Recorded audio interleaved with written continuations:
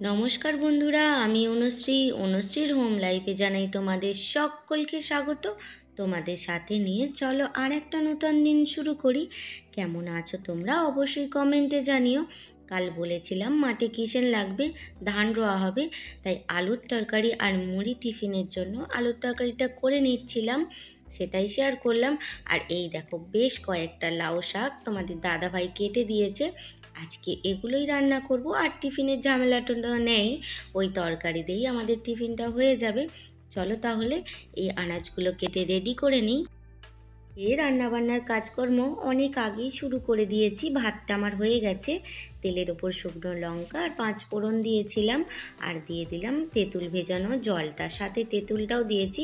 অল্প পরিমাণে লবণ দিয়ে দেব, হলুদ। আর কী রান্না করছি সেটা তো বলাই হলো না, করে নেব মাছের টক। তোমরা সবাই জানো কিভাবে মাছের টক করতে হয়, তবুও আমি যেভাবে করি সেটা বলে দিলাম। দেখো স্বাদ মতো দিয়ে দিলাম চিনি। এবার আগে থেকে ভেজে রাখা মাছগুলো এর মধ্যে দিয়ে দেব। পাকা তেঁতুল দিয়ে এইভাবে টক করলে কিন্তু খেতে বেশ মজার লাগে, খুব সুন্দর লাগে।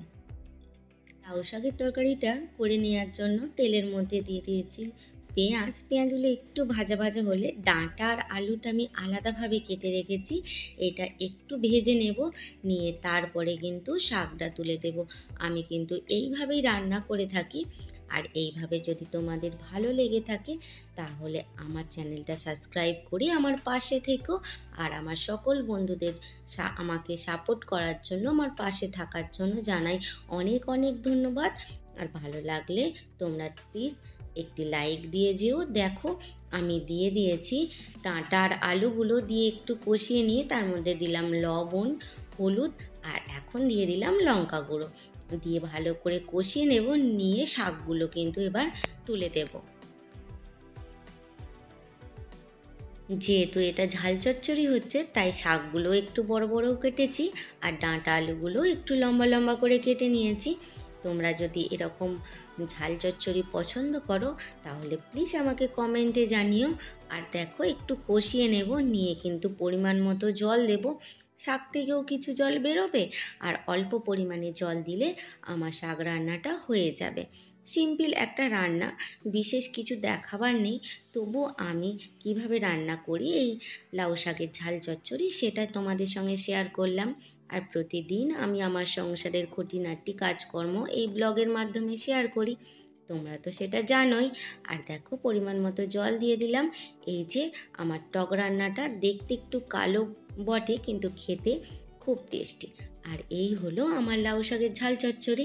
এই দিয়ে আজকে দুপুরে লাঞ্চটা কিন্তু খুব জমে যাবে। বন্ধুরা, এটা হলো আমাদের গাছের পেঁপে।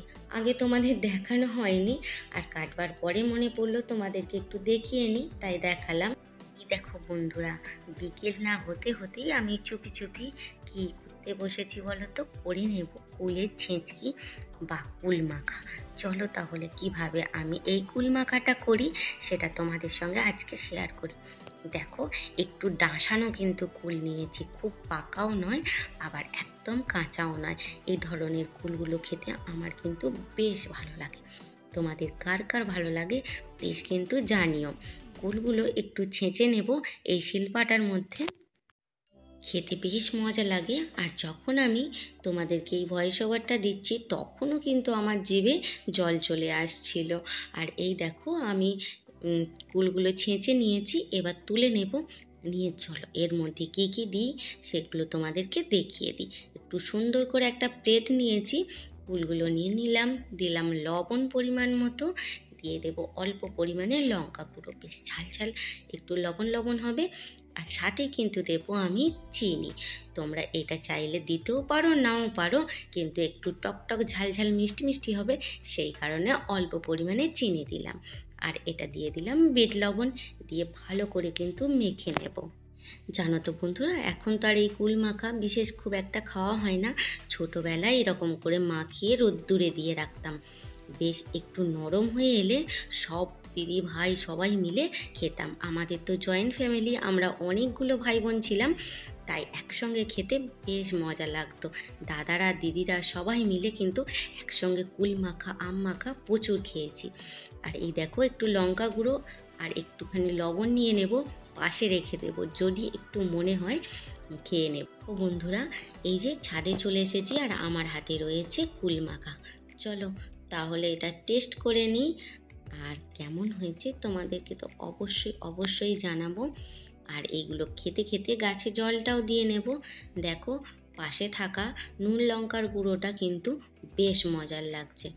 দেখো, সমস্ত পরিমাণে চিনি, লবণ, লঙ্কা একদম পারফেক্ট হয়েছে, যেটা বলে স্বয়ং সম্পূর্ণ হয়েছে। খুব ভালো হয়েছে কিন্তু টেস্টটা। এখন কি বলো তো, এখন এই যে কুল মাখা, পেয়ারা মাখা, আম মাখা, এখন আমার সাথী হচ্ছে আমার ভাইঝিটা। আজকে যদিও তাকে ডাকিনি, কেন বলো তো, খেলে যদি শরীরটা খারাপ হয় ওর মা বকাবকি করবে, তাই জন্য ডাকিনি। আগে খেয়ে নিই, তারপরে ওকে ডাকবো। মানু কত আমাকে সাহায্য করে, শুকনো ফুলগুলো এই সুন্দর করে কেটে ফেলে দিচ্ছে, তাই তো মানু? দেখো বন্ধুরা, এই হলো আমার বাগানের অবস্থা। ফুলগুলো আস্তে আস্তে সব শুকিয়ে আসছে, আর শুকনো ফুলগুলো ছেটে দেওয়ার পরে এই যে ছোট ছোট কিছু ফুল ধরেছে, যদিও খুব একটা বড় হয়নি, এরকম ছোট ছোট কিছু ফুল ধরেছে। দেখো, ফুল গাছের সঙ্গে নোটে শাকও হয়ে গেছে, একদিন তুলে নিয়ে খেয়ে নিতে হবে। এইগুলোতে এখনও ফুল আছে অল্প, কিন্তু যা রোদ্দুরের তাপ সহ্য করতে পারবে না হয়তো। দেখো গাছগুলো কেমন ঝিমিয়ে যাচ্ছে, এই গাছগুলো দুবেলা জল দিলেও কিছু কিছু গাছ একদম শুকিয়ে যাচ্ছে।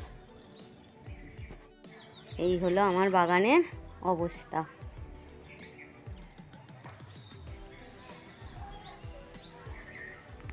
তো শুকনো ফুল এখানে জমা হয়েছে, আর এই যে ছোট্ট ডালিয়াটা ফুটতে আরম্ভ করে দিয়েছে, দু একদিনের মধ্যেই ভালোভাবেই ফুটে যাবে।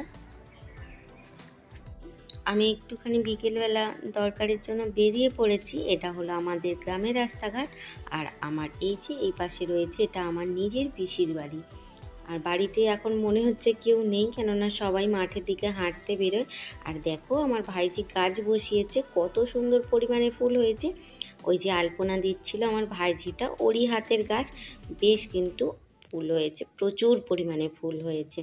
চলো তাহলে যাওয়া যাক। আর এই যে সেই নদীটা, জল ছিল, এখন পানায় ভর্তি হয়ে গেছে।